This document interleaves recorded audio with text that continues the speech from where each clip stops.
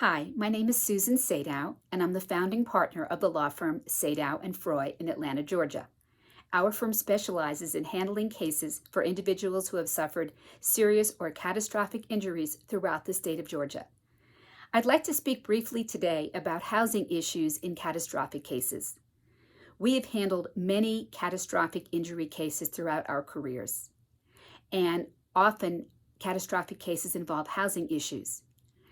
If someone has been seriously or catastrophically injured in Georgia, they may no longer be living in an accessible home. Under the Georgia Workers' Compensation Law, it's the obligation of the employer and insurer to make sure that their housing is accessible.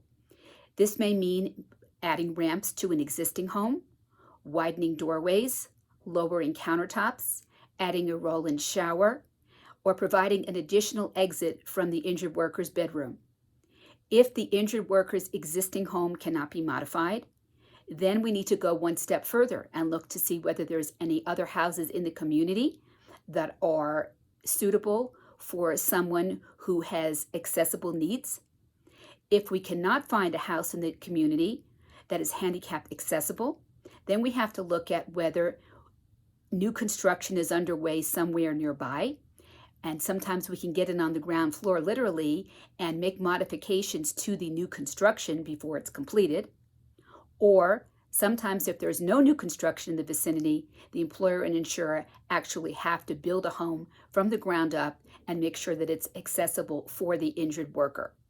Housing issues in every workers' compensation case are unique, and they depend on the person's level of injury, and they also depend upon what kind of housing the person was in prior to the accident.